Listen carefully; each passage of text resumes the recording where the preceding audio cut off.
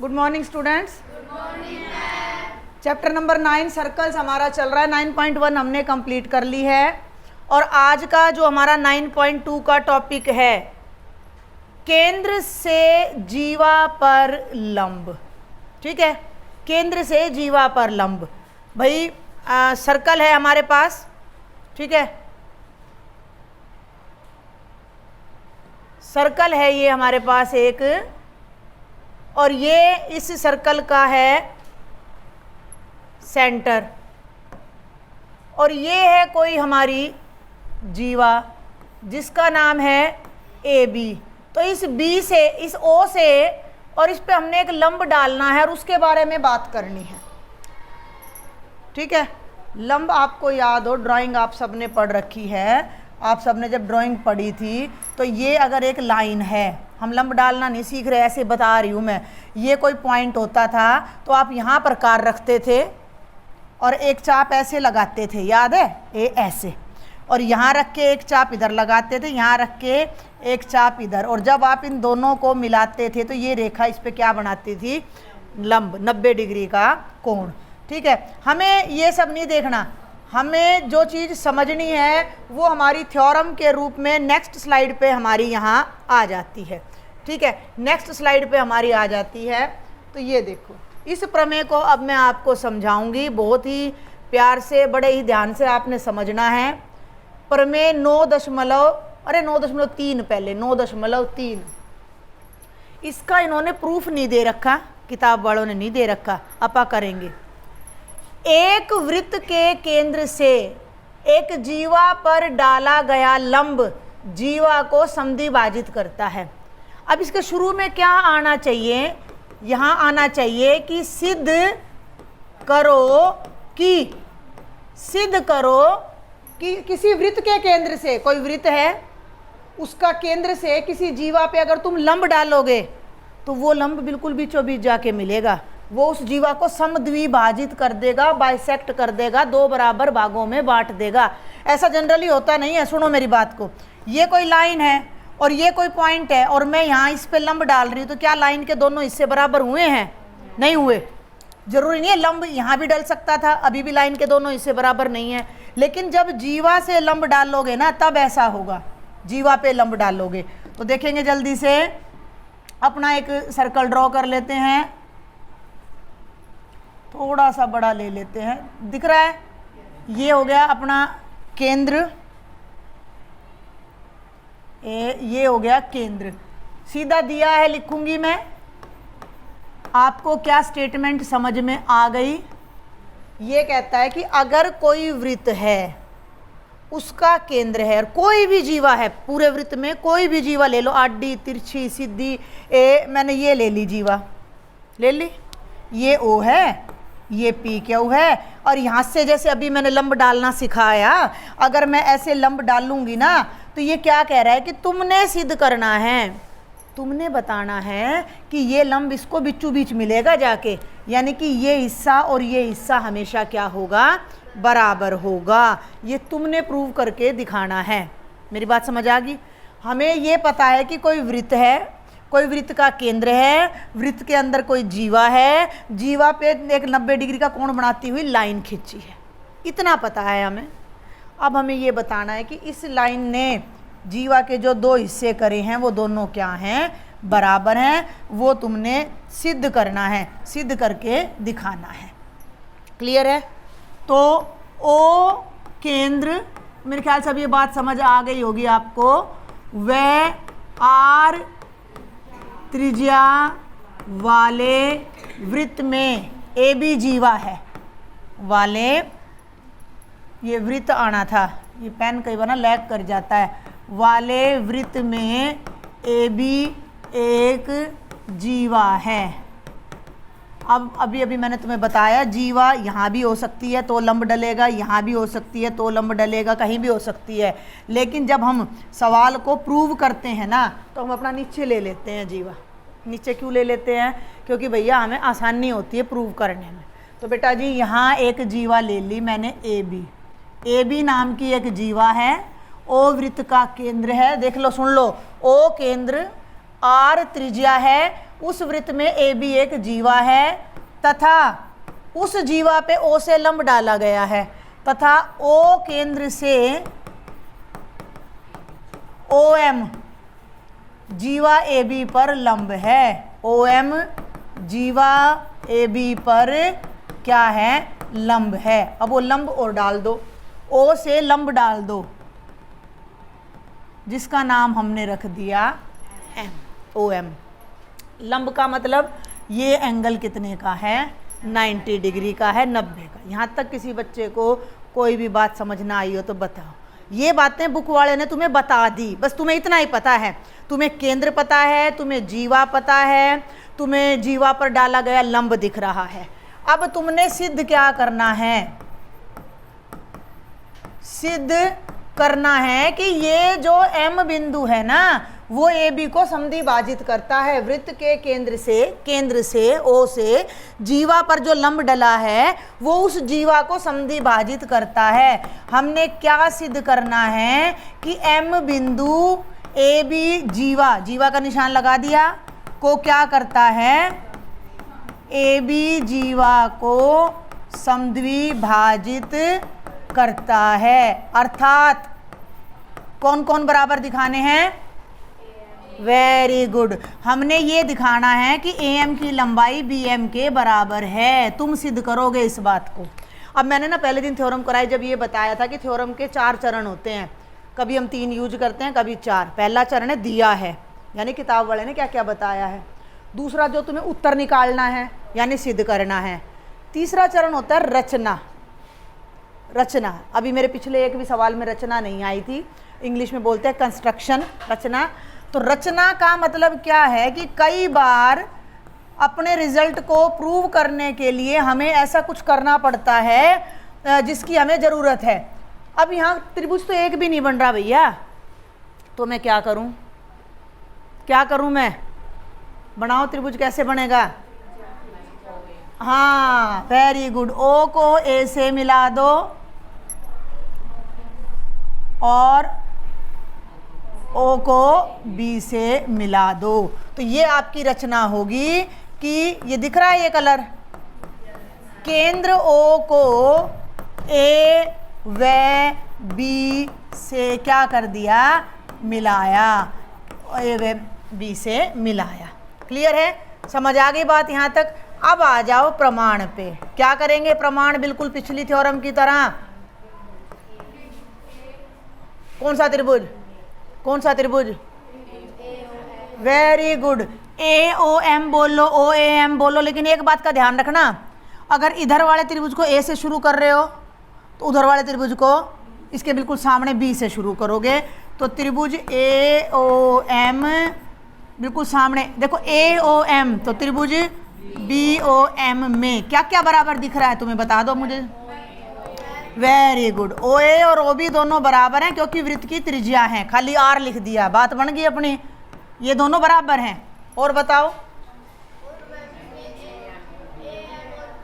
A M B M बराबर नहीं है। ए एम बी एम तो आपने सिद्ध करनी है।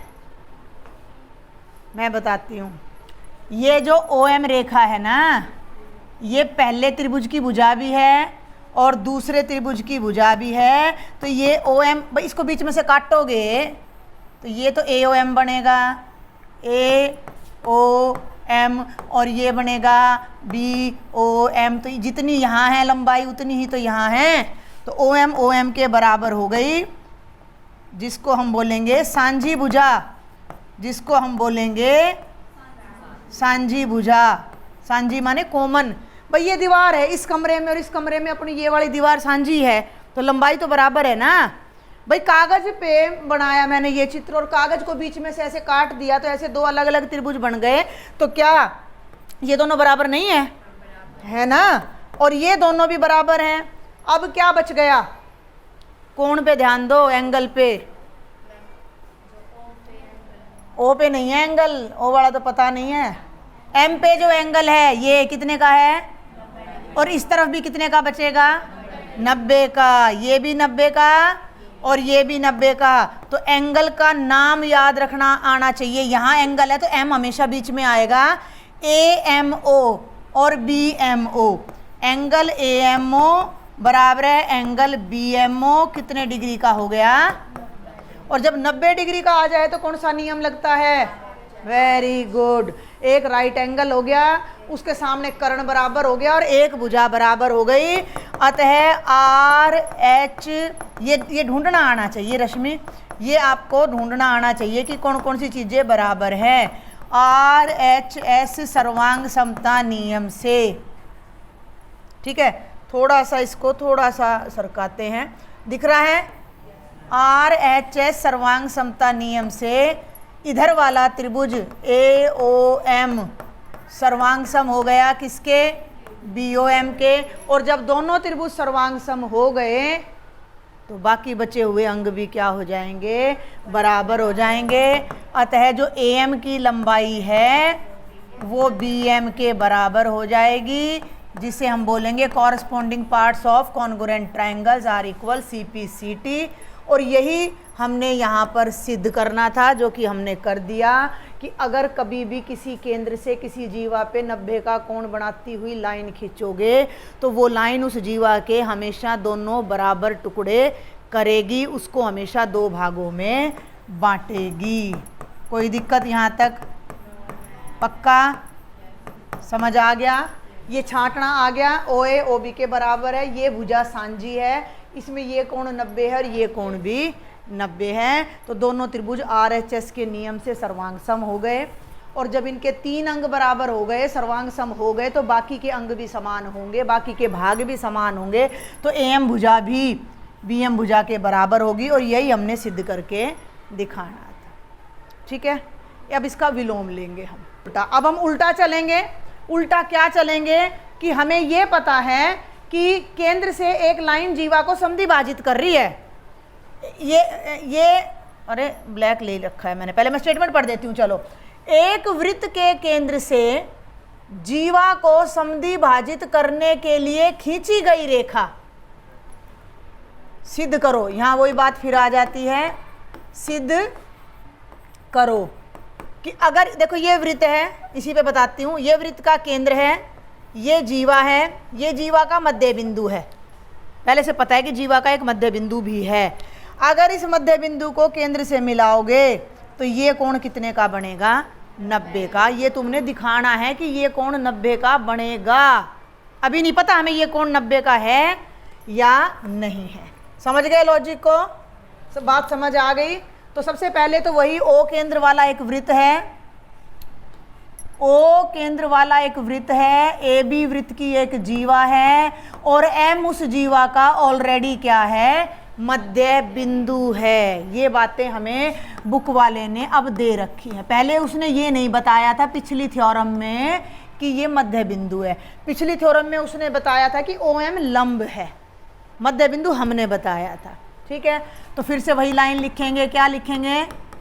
O केंद्र, बोलो हाँ, R त्रिज्या वाले वृत्त में AB जीवा है, हाँ, और M उसका मध्य बिंदु है, और M उसका या MAB का क्या है? उसका की जगह ना M जीवा AB का ऐसे लिखो, M जीवा AB का क्या है? मध्य बिंदु है। भाई जब M मध्य बिंदु है तो इसका मतलब AM की लंबाई तो BM के बराबर है ऑलरेडी। ये दिया है में आ रहा है, कंफ्यूज मत हो जाना, दिया है उसमें। सिद्ध क्या करना है कि अगर हम O को M से, ऐसा भी तो हो सकता था, सुनो मेरी बात भाई, कल्पना कर लो, ये है, ये जीवा है AB, है ना, ये जीवा का मध्य बिंदु है M और ये केंद्र है। अब मैं इनको मिला रही हूँ तो क्या ये 90 का आ रहा है? अब तुम्हारे कहने से, दिखने में और होने में फ़र्क है, वही बात मैं बार बार कहती हूँ, दिखने में और होने में फ़र्क है। अब तुम कह दो जी दिख तो रहा है 90 का है, सिद्ध भी तो करो, सबूत पेश करो। दिखना और होना दो अलग अलग बातें हैं, तो ये मैथ में थोड़ा प्रूफ देना पड़ता है थ्योरम्स में। तो सिद्ध क्या करना है कि जो OM रेखा है ना वो AB के ऊपर क्या है? लंब है, ठीक है? अगला स्टेप रहेगा वही फिर से रचना का, अधूरा है ये, ओ एम तो पहले से ओ को एम से, ओ को ए से और ओ को बी से मिलाया। केंद्र ओ को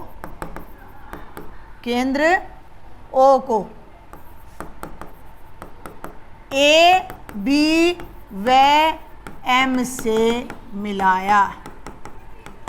क्लियर है? अब आ जाओ प्रमाण पे। अब तुम खुद बताओगे प्रमाण मुझे। त्रिभुजों के नाम मैं लिख देती हूँ।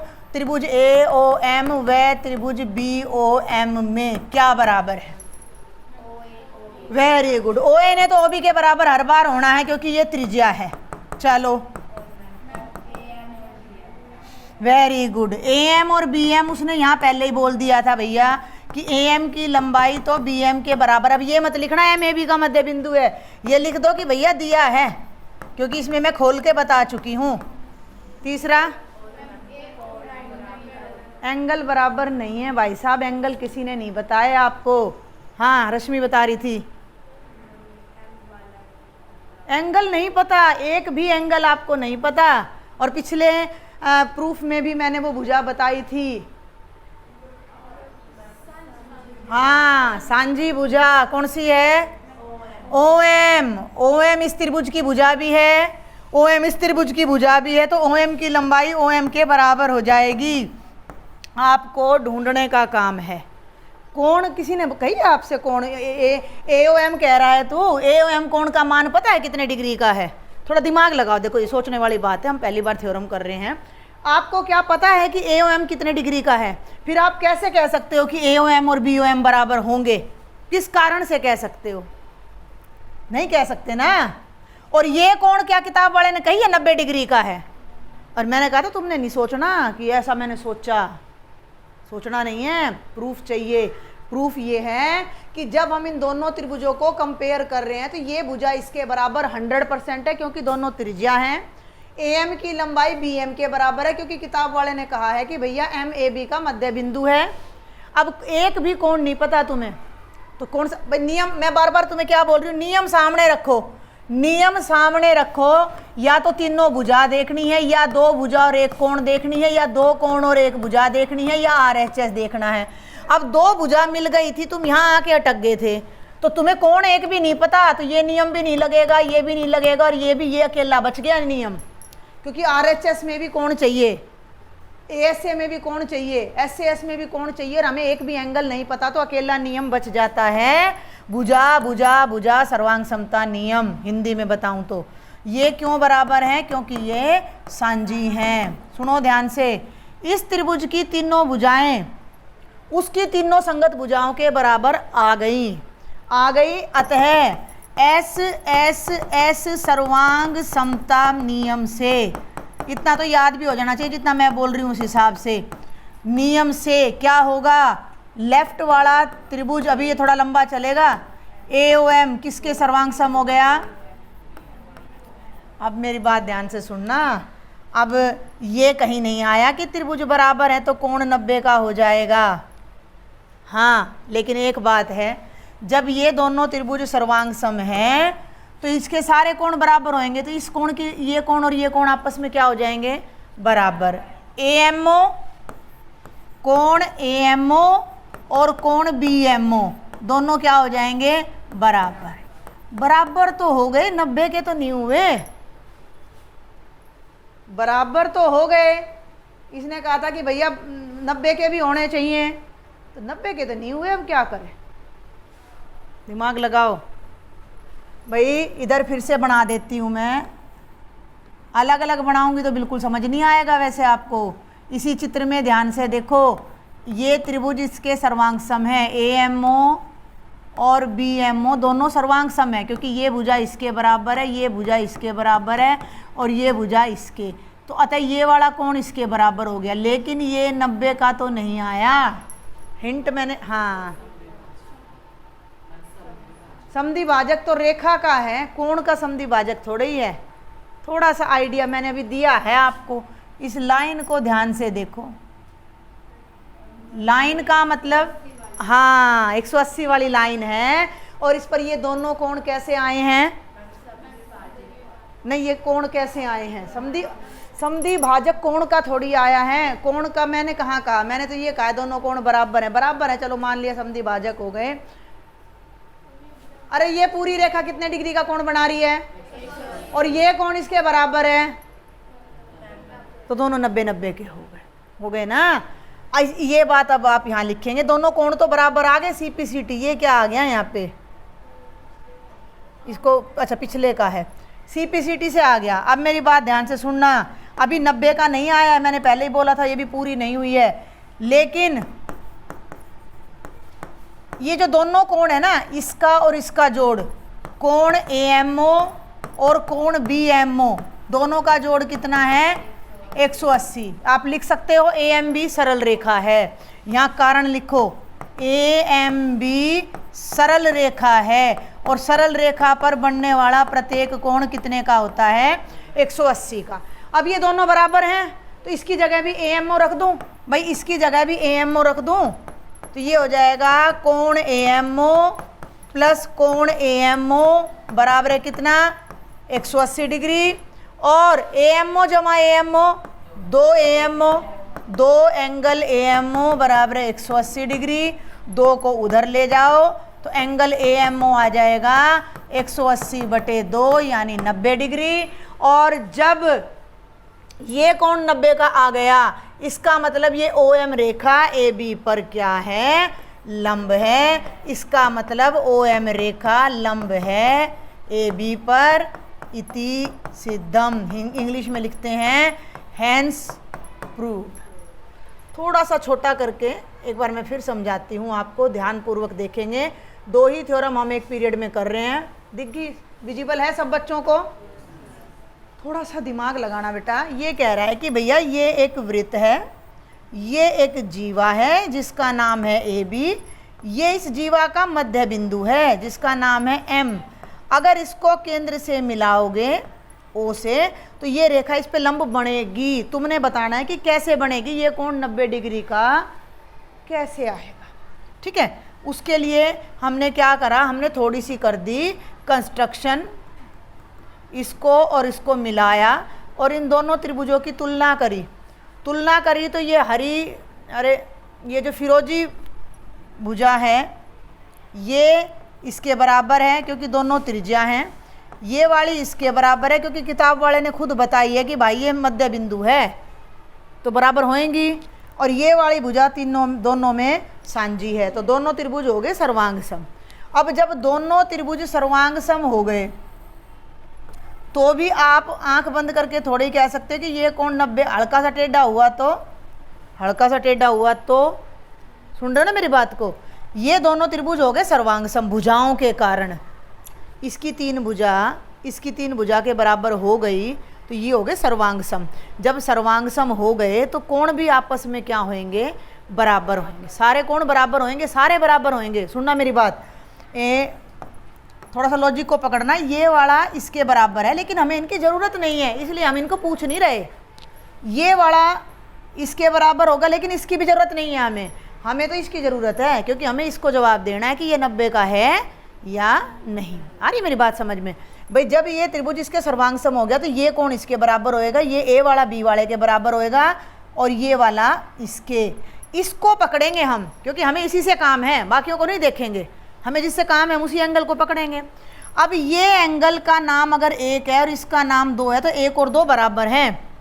बराबर होने का ये गारंटी नहीं है कि 90 के होंगे, 60-60 के होंगे तो तुम क्या कर लोगे, 50-50 के होंगे तो इसके लिए लॉजिक पकड़ो कि भैया ये सीधी लाइन है, दिख रही है सबको, और सीधी लाइन का जो पूरा कोण होता है वो 180 होता है और ये दोनों बराबर है तो इसका मतलब ये 100% कितने के हैं, 90 डिग्री के हैं। तो ये सारा दिमाग हमने यहाँ लगाया, सर्वांग समता सिद्ध करी, त्रिभुज सर्वांग सम होने से कोण बराबर हो गए, लेकिन इसका ये मतलब नहीं है कि 90 के। फिर हमने लिखा कि इन दोनों का जोड़ भी 180 है क्योंकि सरल रेखा पे हैं, तो AMO रख दिया, 2 बार AMO 90 डिग्री का आ गया। और अगर यही 90 का आ गया तो बाकी की ज़रूरत ही नहीं है भाई। अगर ये इधर वाला 90 का आ गया तो दूसरा तो अपने आप ही 90 का हो जाएगा, तो OM रेखा AB पर क्या हो जाएगी, लंब हो जाएगी।